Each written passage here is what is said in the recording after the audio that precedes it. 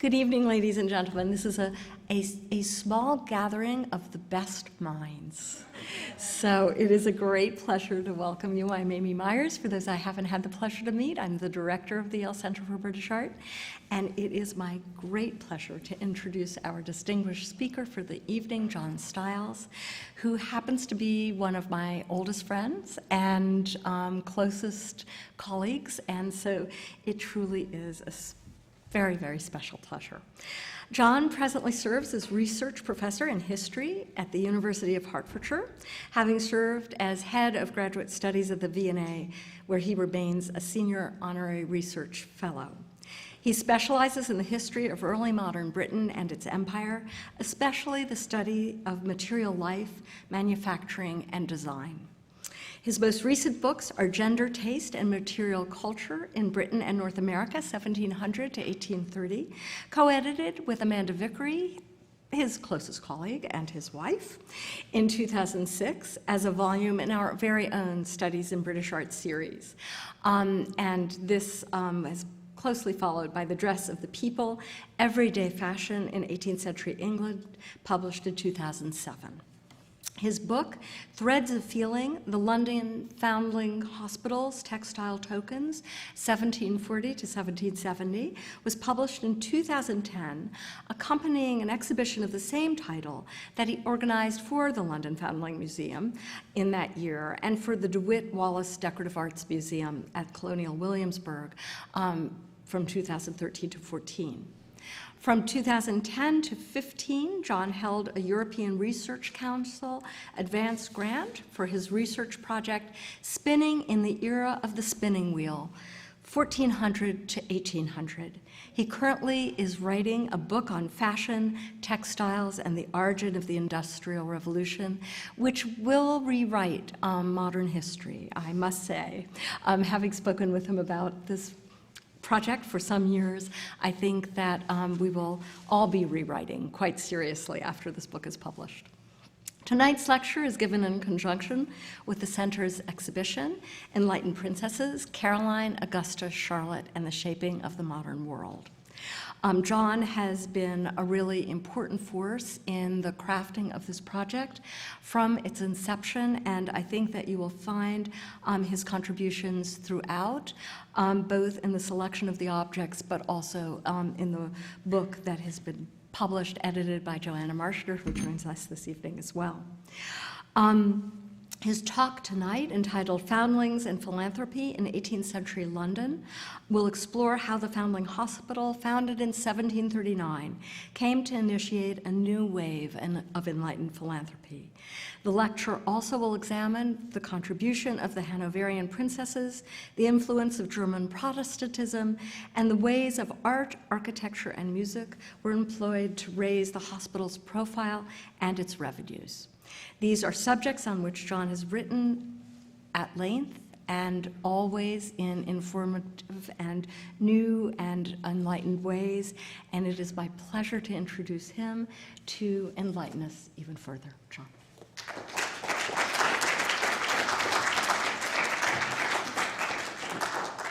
Well, thank you, Amy, for those very kind words, and it's a great pleasure to be here. This is an institution I've visited over the years, always with interest, pleasure, and to see it refurbished as it now is a real delight, as is the Princesses exhibition, which I managed to see having worked with it. I hadn't, of course, seen it, and I was able to spend an afternoon, a very pleasant afternoon, an informative afternoon yesterday in the exhibition. It's terrific. And Amy's introduction reminds me that, sadly, I may have to remove that slide reference to the European Research Council. If our current masters have their way, we shall see. Okay, Foundlings and Philanthropy in 18th century London. I want to take you back this evening to London in the middle of the 18th century. It was already, at the start of that century, the largest city in Western Europe, with over 500,000 people, approximately a tenth of England's population. It was larger than Paris, Amsterdam, or Naples. London's size reflected its triple role as the capital city of a rapidly growing maritime empire, the hub of global commerce, and Britain's largest centre of manufacturing. The city was rebuilt, largely in brick, to a new improved standard after the ravages of the Great Fire of 1666. A guidebook published in 1708 could describe it as, quote, the most spacious, populous, rich, beautiful, renowned and noble that we know of at this day in the world.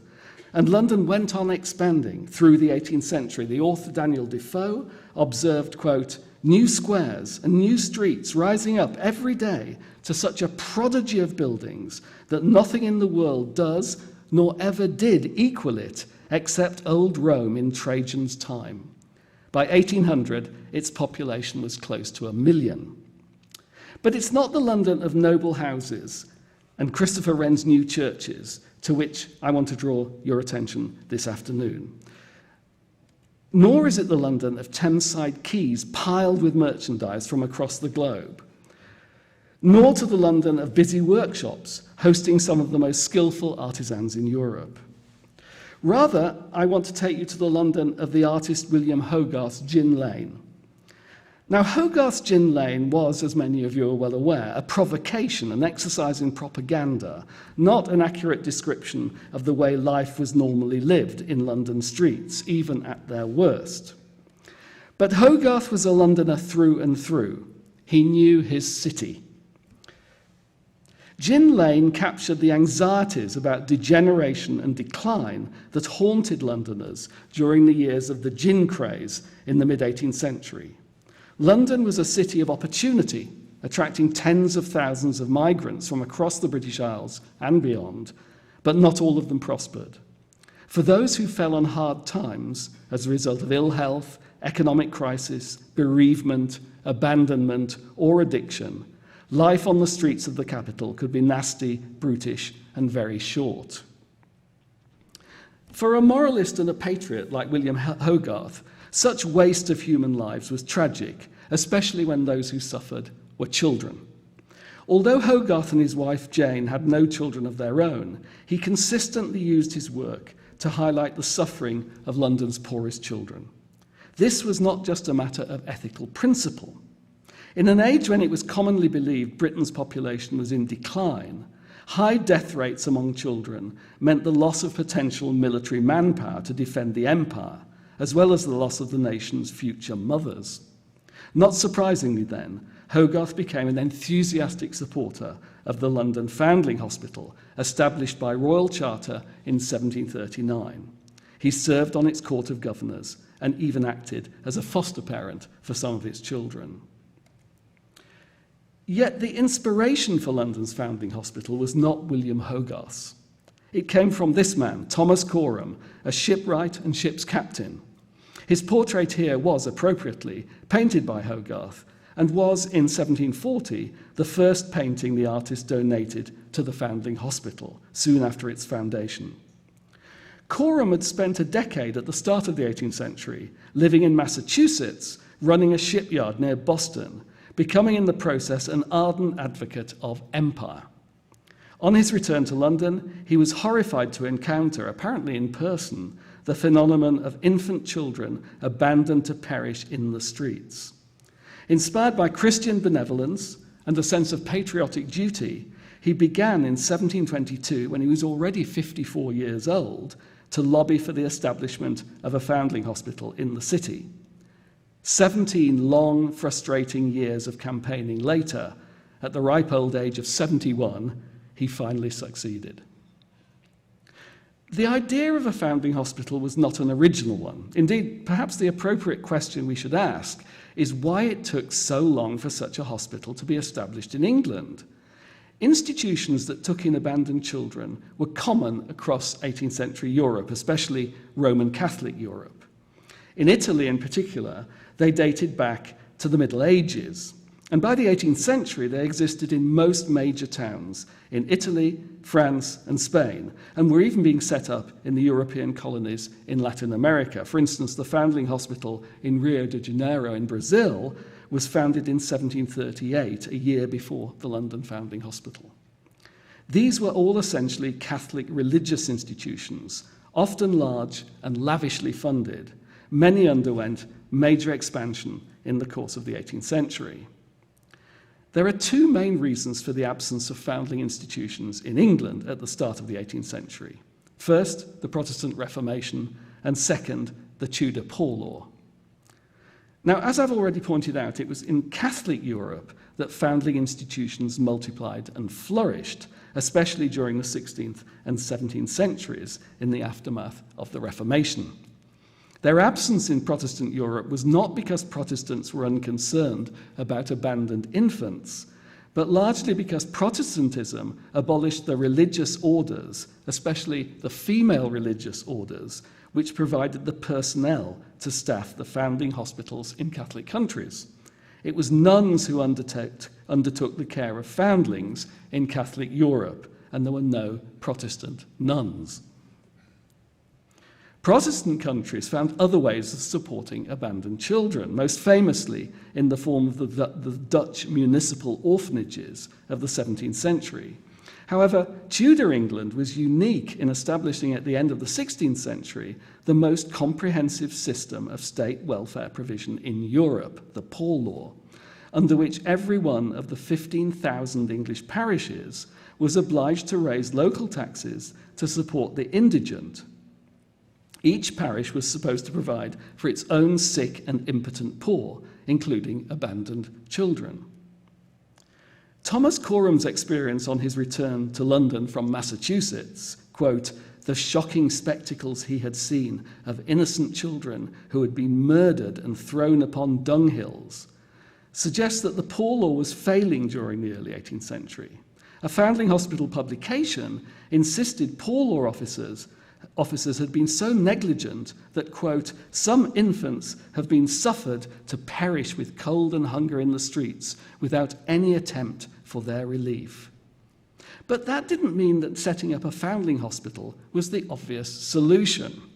The obvious solution was to tighten up the administration of the Poor Law. So how was it that Thomas Coram succeeded in persuading the authorities to endorse a solution that ignored and bypassed the existing welfare system? There were four principal reasons. First, the ruling classes of 18th century England experienced a profound loss of faith in the capacity of the Poor Law, and indeed the capacity of state institutions in general to provide welfare. And this is a phenomenon we should be all too familiar with from our modern experience. As local welfare taxes rose inexorably, the Poor Law came increasingly to be viewed as both inefficient and an incentive to malingering.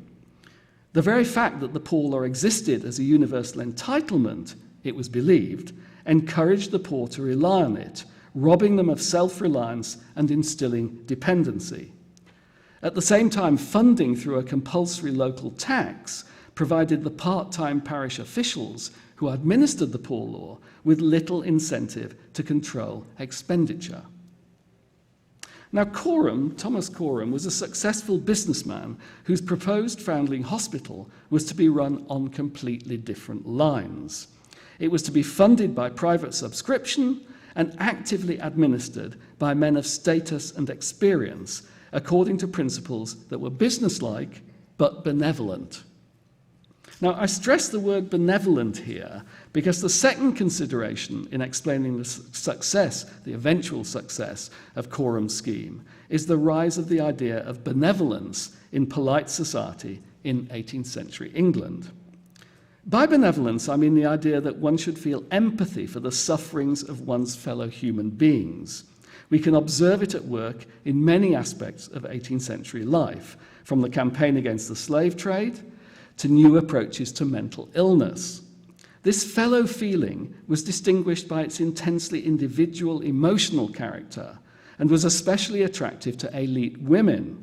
It stimulated people to be charitable, but personally, actively, in ways that paying local taxes to fund the Poor Law could never satisfy.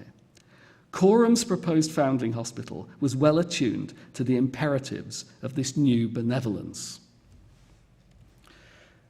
But alongside benevolence were the brutal realities of international power politics. England was at war for almost half the years from 1688 to 1815.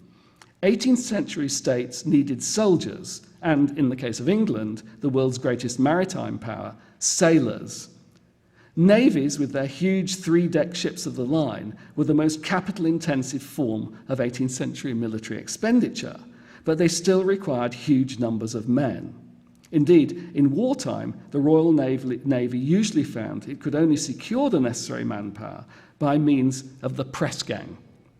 At a time when, as we've seen, it was widely believed Britain's population was in decline, Coram, himself a seaman, promised with his Foundling Hospital a new and more effective means of saving the lives of infants who might then grow up to serve in defence of the nation.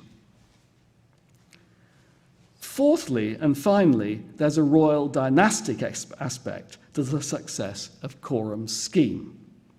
The key moment in his campaign, his long drawn-out campaign, was the Ladies' Petition, as it was called, of 1729, signed by some of the greatest noblewomen in the realm, which helped secure the crucial patronage of Queen Caroline.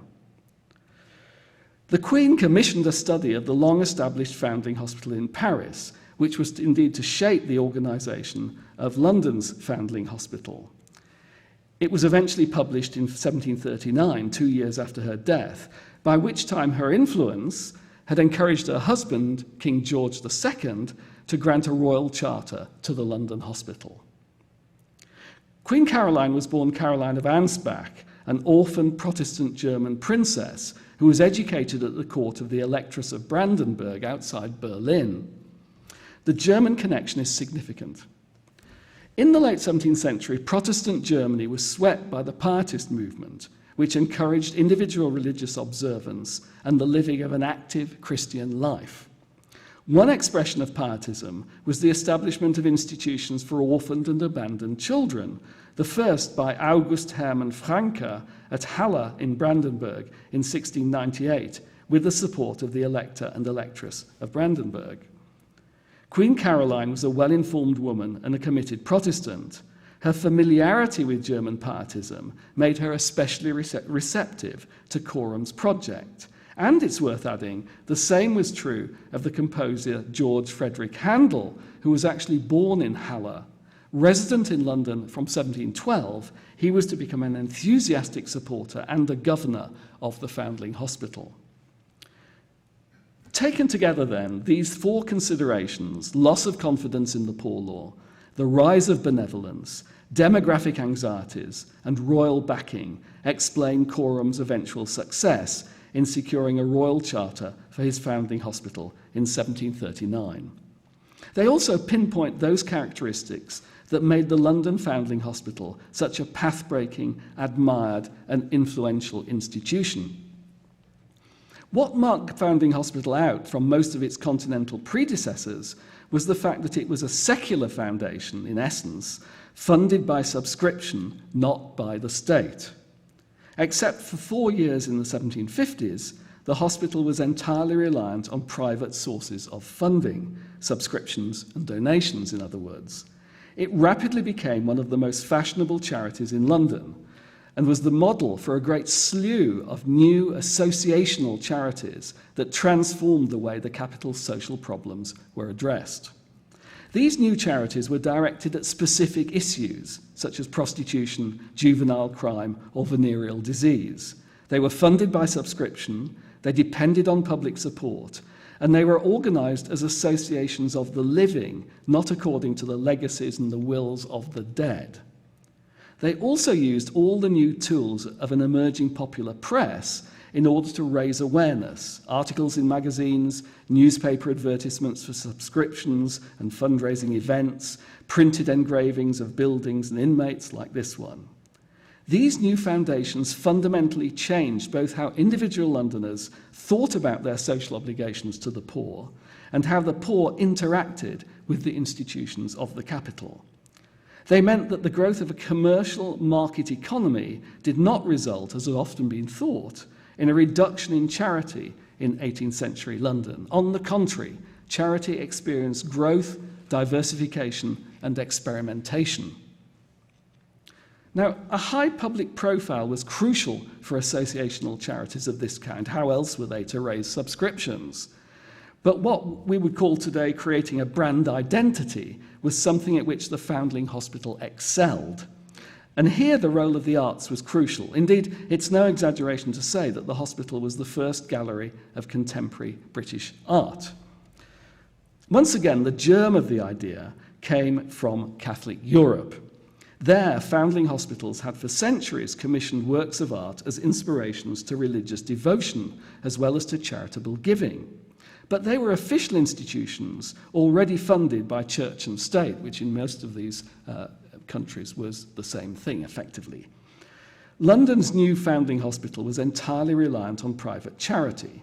Its governors had no money to spare to commission what they termed expensive artistic ornaments, and it was William Hogarth who stepped into the breach, donating his own works and persuading his fellow artists to donate paintings on appropriate themes, such as Francis Hayman's Infant Moses. At this time, Britain had no public places for artists to exhibit their works, and the Foundling Hospital provided what was in effect the first public gallery of living British artists' work, much visited on Sundays by fashionable Londoners.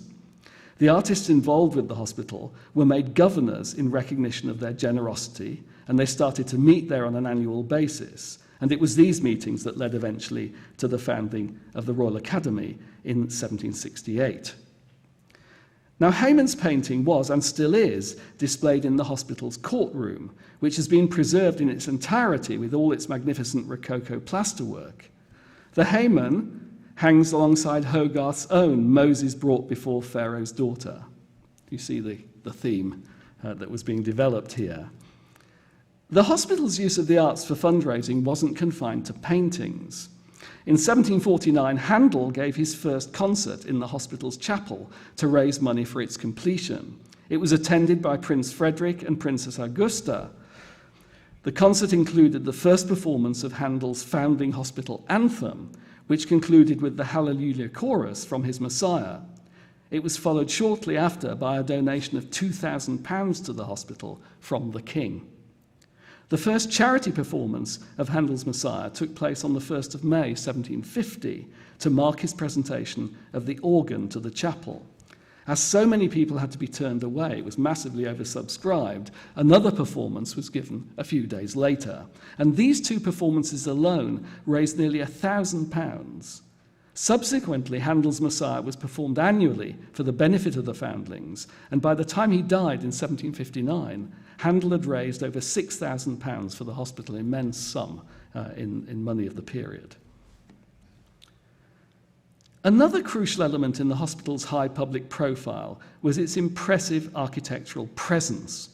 One of the first steps taken by the new organisation was to commission and construct a huge and impressive hospital building designed by Theodore Jacobson, which opened in 1745. Although it has to be admitted that photographs taken before its demolition in 1926 suggest it was not quite as grand as some of the 18th century engravings imply. If you look closely at the slide, you can see that the hospital was located not in the heart of London, but on its semi-rural northern edge. Across the fields to the northwest lay Hampstead on its hill, and to the northeast, Highgate.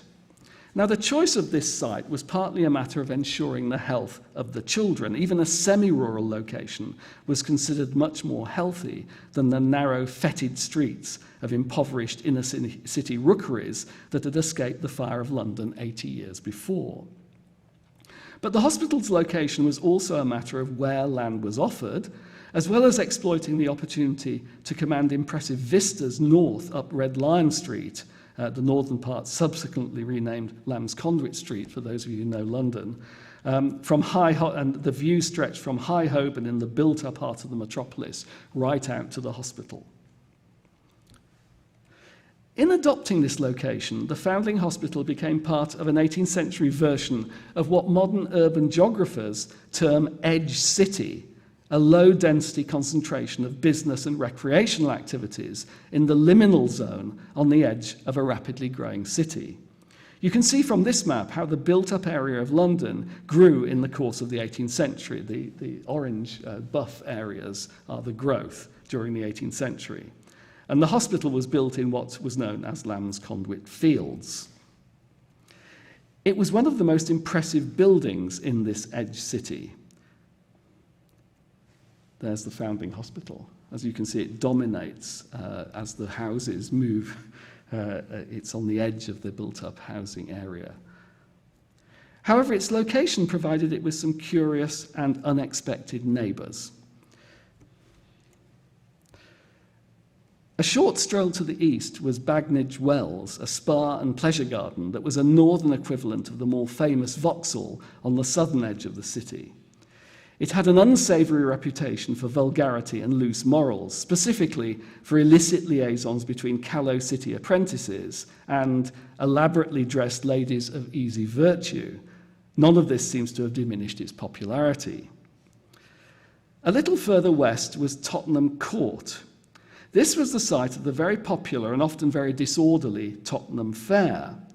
It was chosen by William Hogarth as the location depicted in his painting The March of the Guards to Finchley, which joined the Foundling Hospital's own art collection. This was the site of the Adam and Eve public house. You can see the inn sign with Adam, Eve and the apple tree in the painting.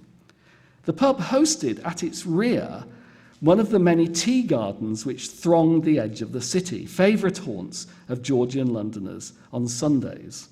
In the fields closer to the Foundling Hospital were also the Golden Boot, a small public house with a tea house and skittle ground, and the larger Bowling Green House, advertised in 1756 as commanding, quote, an extensive and pleasant prospect, and is fitted up in a genteel manner, with great alterations. Tea, coffee, and hot loaves every day. The Bowling Green, which is in exceeding fine order, is now opened. And south of Tottenham Court, down Tottenham Court Road, was the site where, in 1756, George Whitefield built his famous tabernacle. Whitefield was one of the most famous evangelical preachers of his day and a close associate of John Wesley, the founder of Methodism. He preached widely in both Britain and North America. But the Tottenham Court Road tabernacle was the hub of his ministry. And in this engraving, published after his death, you can see him silhouetted against the London skyline. The location of the new Foundling Hospital in Edge City placed it, therefore, right at the core of one of the primary recreational destinations for mid-18th century Londoners.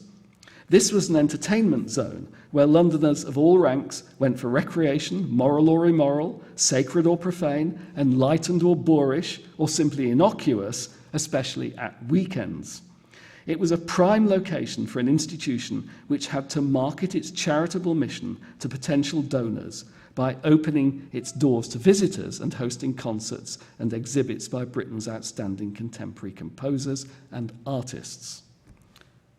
For a while at least, the Foundling Hospital was the dominant presence among the confused architectural assortment dotted across this segment of Edge City. But eventually, towards the end of the 18th century, Edge City moved on, as Edge Cities do. The hospital was gradually engulfed by the remorseless northward march of London's serried ranks of dwelling houses. Now, it was for, quote, the maintenance and education of exposed and deserted young children that Jacobson's impressive hospital buildings were erected on this site on the northern edge of mid-18th century London. Its mission drew inspiration from the foundling hospitals of Catholic Europe with their roots in the Middle Ages, as we've seen. Nevertheless, the London Hospital was a quintessential product of the 18th century Enlightenment. It was Anglican, but not aggressively denominational. It was benevolent, but businesslike and brusquely efficient in managing the destitute. It embraced new thinking in the arts and sciences, showcasing the work of painters, musicians, and doctors, such as William Cadogan, who you see here, the opponent of swaddling for babies and the leading specialist in infant health of the age. It emphasized transparency, rationality, and fairness in its operations, employing the whole range of print media to broadcast its mission and its claims on the charitable. So, how did it actually operate in practice? Now, the hospital admitted its first infants in 1741. Initially, as we've seen, it was entirely reliant on private sources of funding, subscriptions, donations, and the like. It rapidly became one of the most fashionable charities in London at a time when subscription charities were becoming all the rage.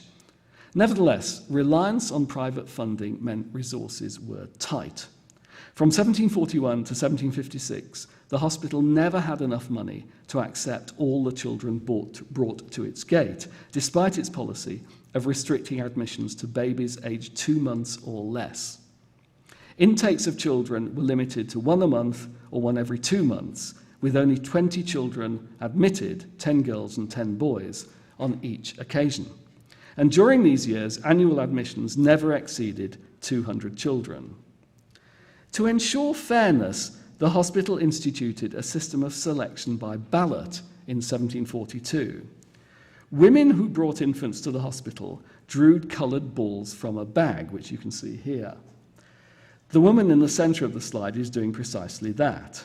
A white ball meant the child was admitted, subject to checks for age and infectious disease. You can see that the woman on the right of the slide has a white ball in her hand. She's being directed to where the other successful mothers are seated. A black ball meant rejection. The sad-faced woman on the left has drawn a black ball. Like her, most were disappointed. She represents the norm, the other woman, the exception. Between 1749 and 1756, only 803 babies were accepted out of 2,808 brought to the hospital.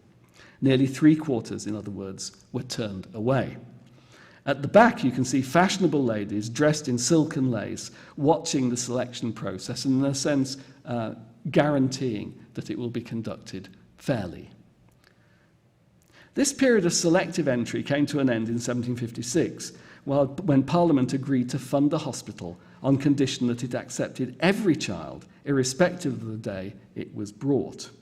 The date provides the explanation.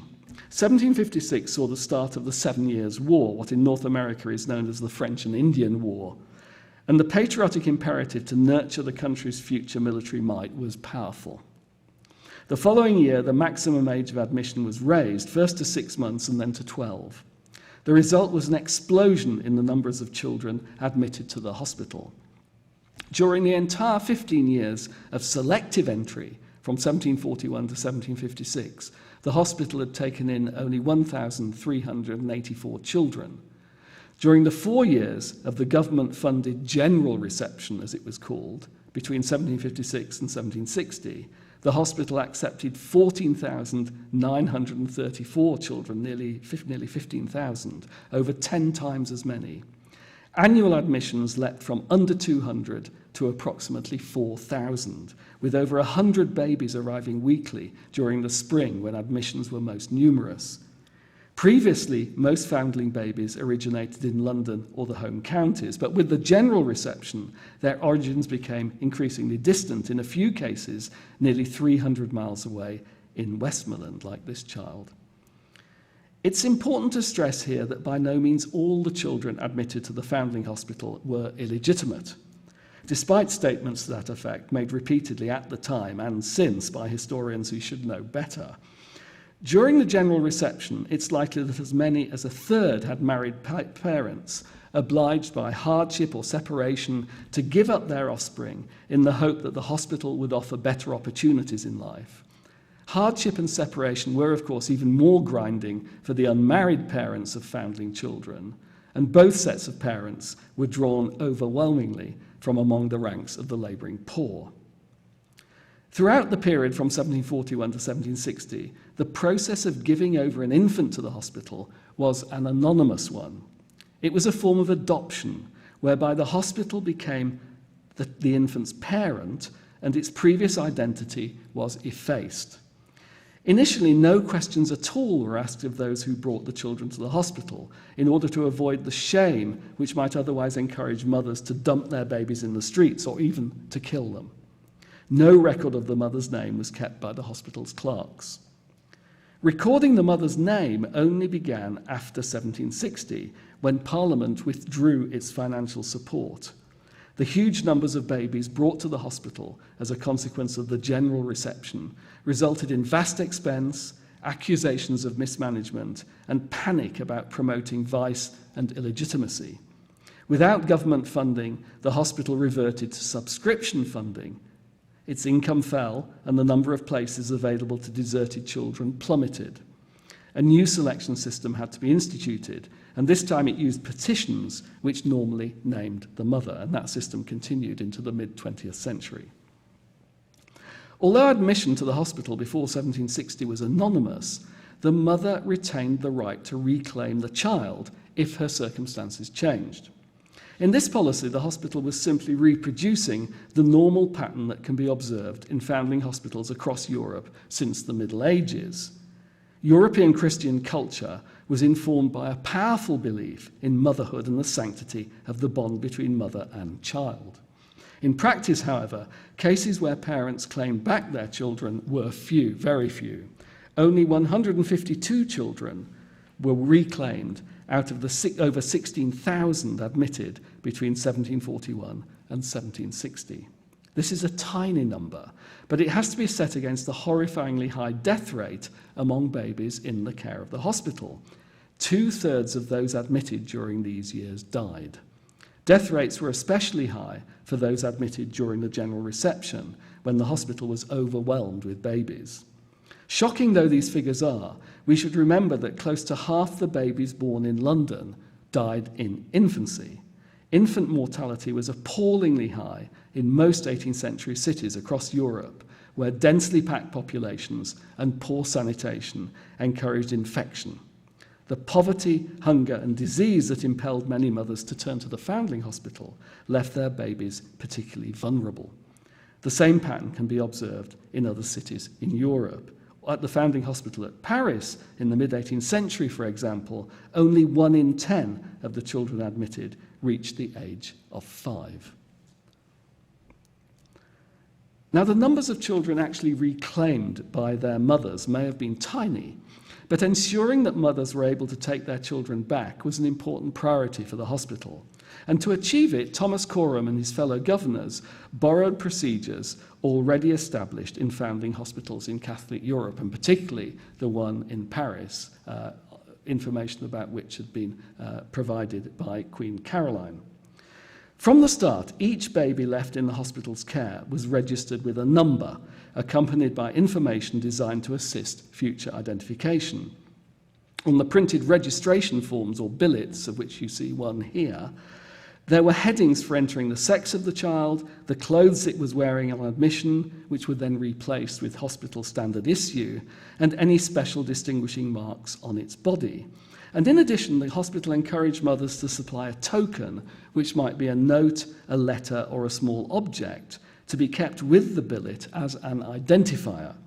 Small objects were especially suitable when the mother concerned was illiterate, as many of the foundling mothers must have been during the mid-18th century. Exactly the same practice was followed in foundling institutions in France and Italy, Spain and Portugal, although it's striking that there, many of the tokens have a much more explicitly religious character than those in Protestant London. In 1745, the London Hospital emphasised, quote, "If any particular marks, writing, or other thing shall be left with the child, great care will be taken for the preservation thereof." So mothers were well aware of this. A letter left at the hospital with a child in 1756 reported, quote, "It is wrote over the door to have a token sent with the children for distinction." Yet despite the hospital's instructions, the registration documents for more than 40% of the babies admitted before 1760 lack any kind of accompanying token, whether a letter or other identifying object. No attempt was made to provide distinction. Did the mother simply relinquish any hope of reclaiming her child? Or was she too troubled, too disorganized, or did she just not care? We can't know. A token in the form of a written paper accompanied roughly half the babies accepted between 1741 and 1760. Take this example. It says, Anne Gardner, daughter of James and Elizabeth Gardner, was born at St. Bride's Parish, October the 6th, and baptised and registered in the parish church, October the 10th, 1757. begs to have care taken of her, and they will pay all charges in a little time, with a handsome acknowledgment for the same, and have her home again when they get over a little trouble they are in. She is not a bastard child. Your care will be most gratefully acknowledged by your most obliged humble servant, J.G. Most of the paper tokens, however, are not so long. They're not long, elaborate letters of this sort with justifications and promises that were probably not kept, but rather the briefest of notes with a name and birth date scrawled on torn-off scraps of paper. The terse wording here is typical: Elizabeth Hort, born 13th of February 1760, although the elaborate Rococo cartouche probably isn't typical. In the cases of about 5,000 of the children, about 30%, a small non-paper object survives as an identifier, often in conjunction with a written paper. Some 200 of these tokens were items such as metal watch seals, coral necklaces, coins, brooches, rings, padlocks, keys, and buttons. As examples of small everyday objects owned by the kind of poor women who left their babies at the hospital, they're fascinating. Yet these trinkets are entirely unrepresentative of the generality of the tokens. The overwhelming majority of the 5,000 objects attached to the billets are swatches of textiles. Sometimes, especially during the period from 1741 to 1756, when only selected children were admitted, these pieces of fabric were consciously supplied as a token by whoever left the child, often with an accompanying letter or statement. Pray be careful of this token, as it says here. Sometimes, especially during the general reception of 1756 to 1760, when the hospital was overwhelmed with babies, the textiles were cut, presumably by officials desperate for a ready means of identification, from one of the items of clothing the baby wore when it arrived, such as a sleeve, a ribbon, or, most frequently, a gown. These foundling textiles present us with a concrete connection to both individual foundling babies and the mothers who renounced them. They tell us about the clothes ordinary people wore, about women's needleworking skills, about child rearing, and about maternal emotion. The only other information we have about most of them is whatever is contained in the anonymous formulaic words of the billet and its accompanying his hospital records. Examining the textiles pinned on the billets like this, tangible evidence of babies forsaken, many destined to die within a few days or weeks, is overwhelming and sobering. It's important to emphasize, however, that for approaching half the babies, there was never a token as such. Even where a small piece of fabric is pinned to the billet, it's more likely to have been chosen by the hospital's officials for administrative convenience during the general reception than carefully selected by an anguished mother as testimony of maternal separation and loss. Many foundling babies were simply dumped at the hospital, uncared for and unloved. A boy admitted in 1757 was described as, quote, clothed with rags swarming with vermin. Another admitted a few months later was, quote, a mere skillington covered with rags with a hole in the roof of the mouth.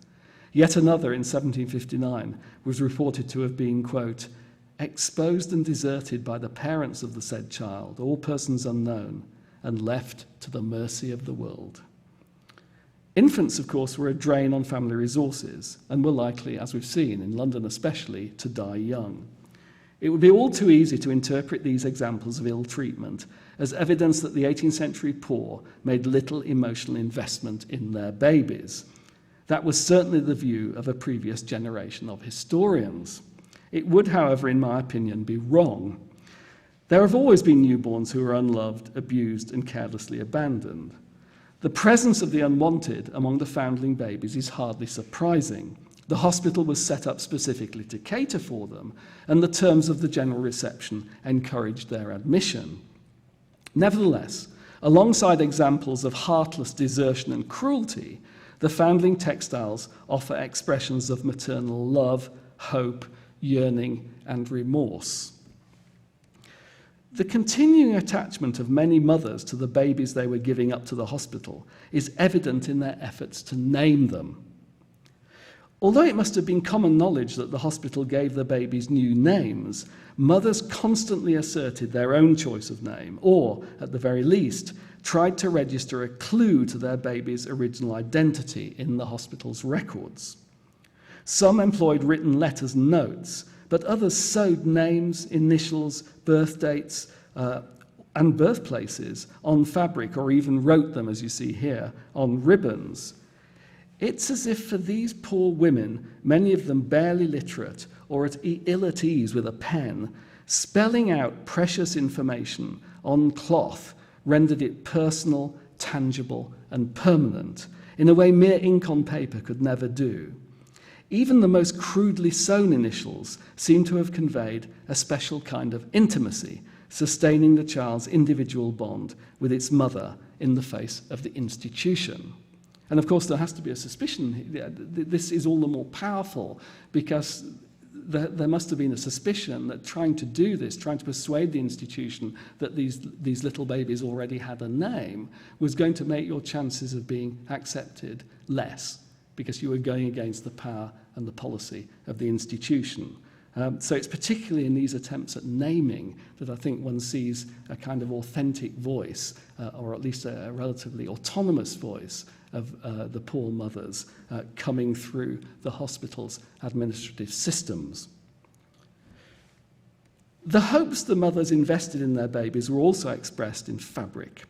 Letters left by the mothers suggest that babies were often left at the hospital in the belief that it offered their child better opportunities in life than they ever could. A mother in 1749 wrote about her infant boy, quote, "Having a most dear and tender regard for it, I have trusted it to a charity established upon so good a foundation as knowing my circumstance will not permit me to take so great a care of it."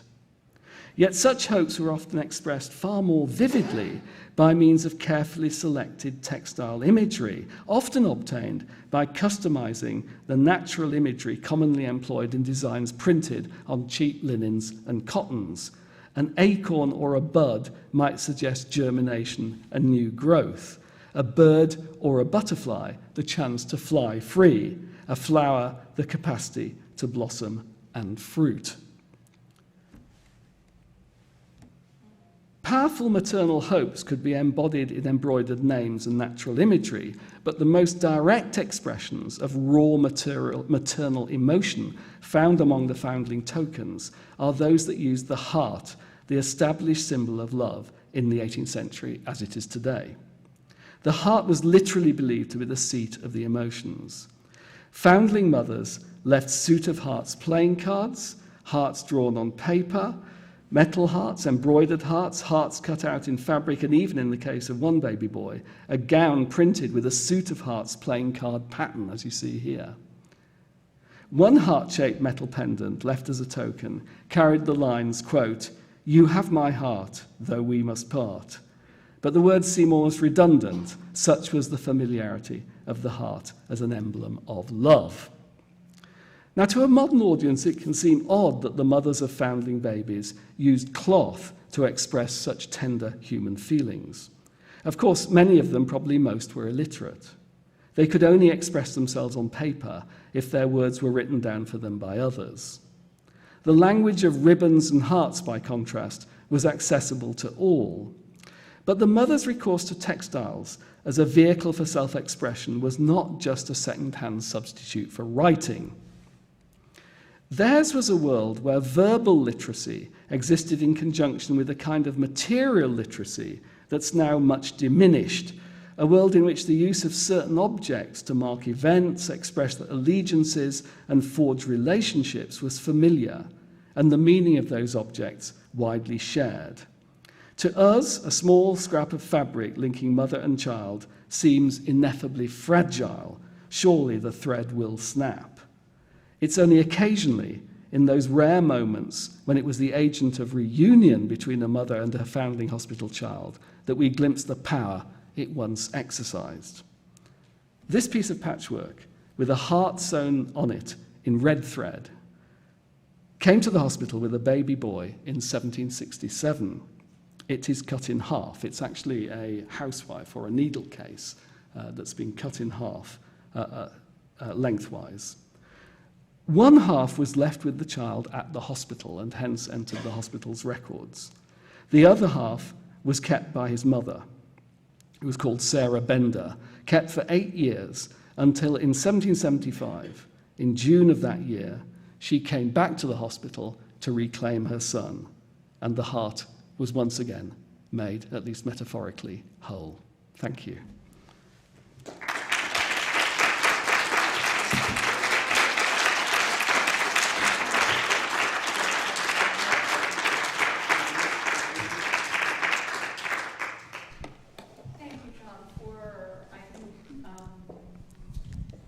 Making whole the incredible story that begins to be told in the exhibition in the most eloquent and affecting way.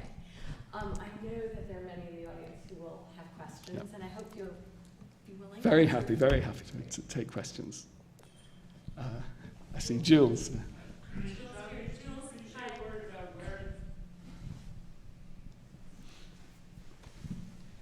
Could you say a word about where these children were placed, particularly during that inundation during the period of the general acceptance? Yes, I mean, in the interest of brevity, there's quite a lot of detail I left out here, but as with founding hospitals in the rest of Europe, the policy was to send these children out to wet nurses in the countryside. In fact, they put great emphasis on getting them out of London as quickly as possible. I mean, quite rightly, because the risks of death in London were much higher than in the countryside, which was relatively healthy. I mean, London's population didn't reproduce itself because infant mortality was so high. The population in the countryside did reproduce itself and grow, certainly from the 1750s. So they were put out to nurse, particularly in Berkshire, to the west of London. And the nurses were paid by the hospital and paid fairly well. I mean, their income from wet nursing was roughly the same as they would have got from spinning.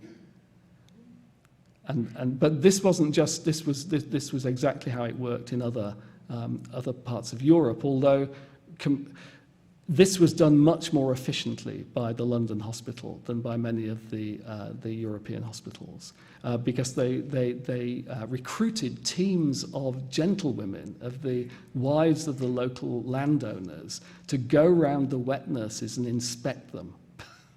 So, they're not only paying the wet nurses, they're also making sure that the wet nurses are delivering on their contract. And this is typical, this kind of efficiency in delivering that they felt the poor law authorities were incapable of achieving.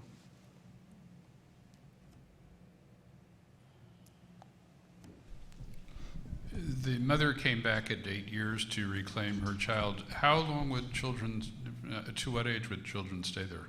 Sorry, could you say that again?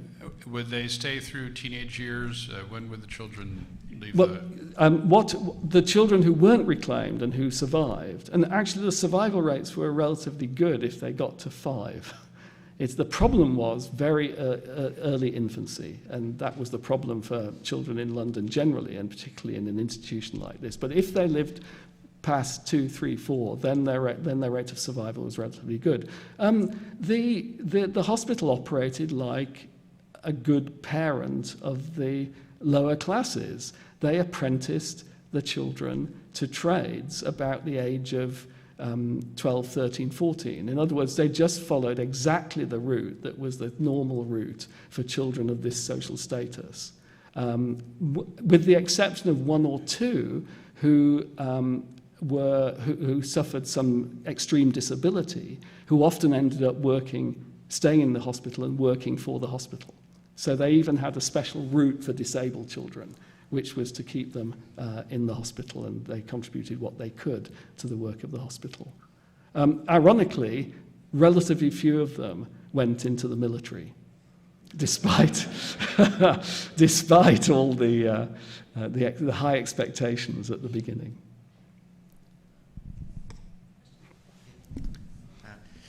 John, a question about the tokens. I noticed that the child from Westmoreland, the little scrap of cloth attached was tartan. And obviously, Westmoreland's near the Scottish border, it's probably Scottish cloth. Which made me wonder, are there any patterns in the tokens, which regional or town against country, the kinds of cloth that people had? Okay, not many, but there are a few. For instance, there's a group of children are sent from South Wales, mainly actually not by their parents, but by the poor law authorities in South Wales, who saw the general reception as a wonderful opportunity to dump these children on someone else's, give someone else responsibility for them. And there you get lots of flannel, Welsh flannel as it was called. And again, you may be right that there are other tartans, but it may be the case that this plaid, or plod as it was called, came from Scotland. But in general, you see, part of what's going on with the token is that you generally don't get plain fabrics. Because, of course, if the token's meant to be an identifier, you choose something that's going to be relatively distinctive, which a tartan, a check like that can be. But the two most common fabrics are printed linens and cottons, or checks and stripes, again, linen and cotton. And that's because those are often bright-coloured in distinctive patterns and so can be remembered. And there doesn't seem to be much rural-urban difference in ownership of those. John, could you say something about the subscriber base? If you're thinking about debates about, philanthropy and charity, is it actually it's well known, isn't it, that royals and dukes and very aristocratic, they'd have very many aristocratic subscribers, but how far down did it go? Well, the subscriber base is especially, I think, I haven't done work on this myself, but as far as it can be established, it does seem to be very elevated socially. But of course, the problem with that is that doesn't take account of the people who are giving donations for these events, which are not recorded, at least not generally recorded. So there is a kind of standard repeating subscriber base, which is very elevated, but I suspect they get a lot of, because the audiences at these events are huge. As I said, they had to have 2 sittings, and the chapel was quite large and would hold a big audience. So it may have gone further down the hierarchy than we know. But having that very elevated and royal subscriber base is itself an incentive for people slightly lower down the scale to donate, and they use it that way. Right. Thank you. A follow-on question. Can you quickly say a little bit about the relationship between the Foundling Hospital and Christ Hospital? Christ, I'm not aware. I'm sure there was some relationship, but it's not something I've ever come across. But Christ Hospital was essentially for orphans, but they're not infants. It's for children who are older. Whereas, as you've seen, even in a general reception, they didn't take children over a year old. So it's very focused on the infant young, whereas Christ Hospital took people at 5, 6, 7, 8, that sort of age, rather like the Dutch orphanages, the famous municipal orphanages in Amsterdam and elsewhere. They follow the same pattern. And although the Franca orphanage in Halle, I think, did take some quite small children, it was principally slightly older, what we today think of as school-age children.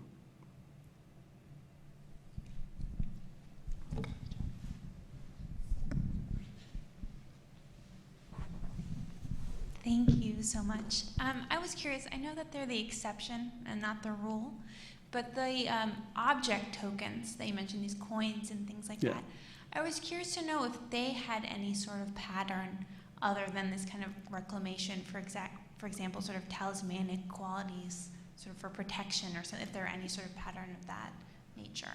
Well, the majority of them are just coin blanks, and as some of you will know, effectively the copper coinage in the mid-18th century in London consisted essentially of blank coppers, because either they were worn or they were counterfeits, and it was so simple to counterfeit because the whole coinage was a disaster. So there were lots and lots of these little copper blanks circulating around, and that's the majority of. And so you often get scratchy; things are scratched on them. I showed those very fancy fancy engraved ones, but most of them would just have a letter or something scratched on it, or nothing at all in some cases. So that's the majority. But then there are some quite interesting trinkets, shall we call them.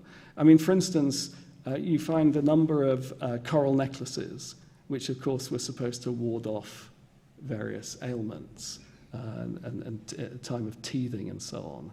You also find, and this is very interesting in terms of recent newspaper reports, locks and keys. Now, some of you may have cried. There's been I don't know if this has been true in America, but in Europe, there's been a whole debate about people putting love locks on bridges, particularly in Paris, but not just in Paris, in various other cities. And clearly, I mean, I described the way the heart is a universally acknowledged symbol of love and attachment, but you could say that the padlock is the same thing. And given that there's no evidence, firm evidence, but the suspicion must be that a very large proportion of the mothers would be servants, because you have this flood of young servant women into London to supply an enormous demand for servants, and the population is skewed towards these young women. And every servant, the characteristic object that travels with the servant is her box, and on her box you have a cheap padlock. And you go through the Old Bailey cases for thefts, and again and again, some poor servant girl has all her clothes stolen from her box because the padlock's been broken, or she forgot to padlock it, or whatever. So there's an enormous production of padlocks in the Birmingham, the West area, and these things are cheap, and servant girls have them. So they're an obvious thing to leave if you're thinking about a token that carries meaning. So I could have applied the same analysis to the padlocks as I did to the hearts. Thank you. This is amazing. I just have another question about the token. This seems to be a rare example of something that that the mother would carry to match with what was left. Because the coins, I mean, did they bring a key for the padlock if they came back? Some of the sometimes there's a key, sometimes there are a few cases where there's a padlock and key, so maybe that's how it works. I guess, I was just curious about what the mothers would carry. But I mean, in a sense, these are easier to carry. I mean, the problem is that they lose them. There are a couple of cases where some poor woman goes to the local vicar and says, well, I left my baby, I want now to go and reclaim the baby, but I've lost the token. Can you help me? And then the vicar will write into the hospital and try and solve the problem.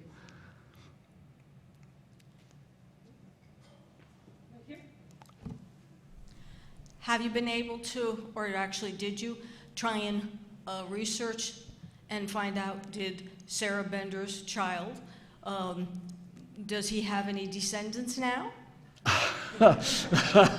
I don't know. I leave that to the old Foundlings Association, because what happened in the 20th century is that the system went on until the 1950s. But they built a new school in the early 20th century out on the edge of London, just beyond the suburbs. I mean, the same principle as the original one: get them out in the country.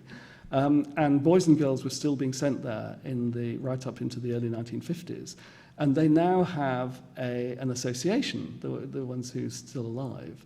And when I did the exhibition of these tokens in London, I spent an afternoon showing them round, which was very, very moving, because I mean, clearly the people who join the association will tend to be the ones who felt they had a good experience at the school. So I'm sure there were some people who didn't, but the ones in the association had this idea that the hospital and the school was their family, was very, very strong. And they came and looked at these things, and these were their ancestors. So they didn't know, obviously, who, but this was evidence. It was like the way genealogists go through parish records. This for them was the equivalent, because this was their family, and I found that very, very moving. I mean, that and it was very, very. It was a great afternoon. It was very nice to be able to show them it.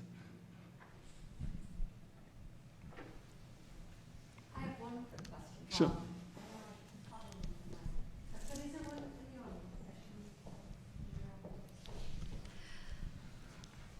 I've been wondering about the relationship between the Foundling, with its aspiration to create those who can give service to the nation, which is dependent on education, apprenticeship, into trade, and what becomes the chart house or the orphanage, the workhouse of the 19th century, which is so different, it seems, in what it can do, even here, those few who are going to survive into their maturity and live out the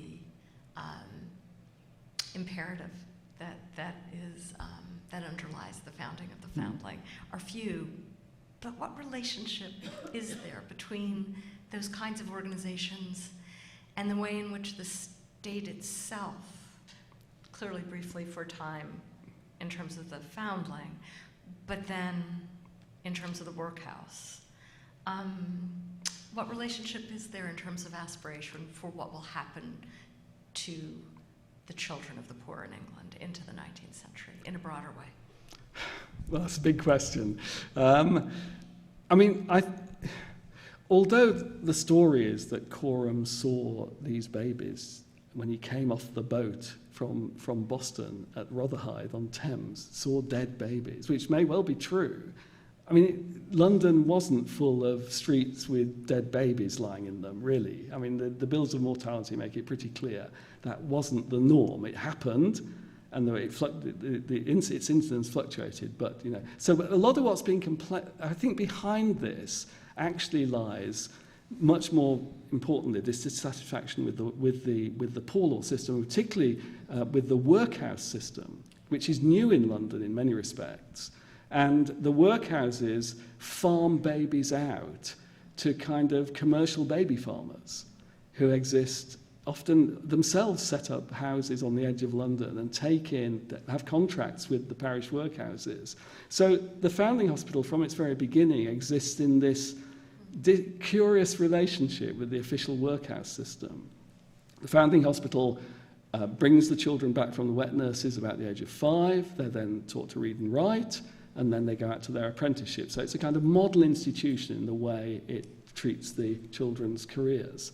And workhouses, the richer workhouses try to follow that.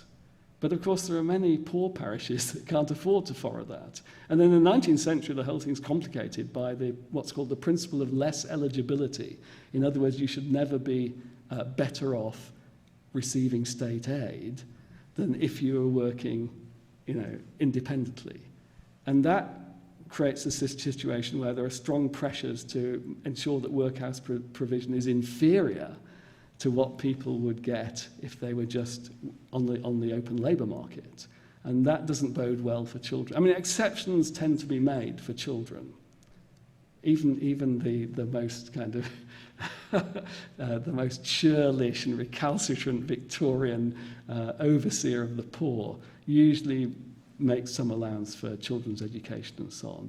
But I mean, in the end, I think institutions like this do what they were intended to do, which is to some extent provide a model by which to judge not just the state workhouse system, but other philanthropic schemes. That's partly what, they never imagined. The general reception was an exception. Most of the time, the numbers in the hospital were very small. And I think the people behind it must have thought this is, never expected this was going to. It's very different from the world of, say, Italian cities, where, I find it's hard to believe, but historians I know and who respect suggest that at some points in the 18th century, 2/3 of the children born in these cities are going into the founding institutions, which is extraordinary. It's not necessarily for their whole childhood. There's much more of an in and out pattern in these Italian cities, but nevertheless, London's not like that at all. So I think for many of the backers, they must have thought what we're doing is setting up an exemplary institution which will then feed good practice out into and show up just how awful what's on offer generally is. Thank you. So, thank you.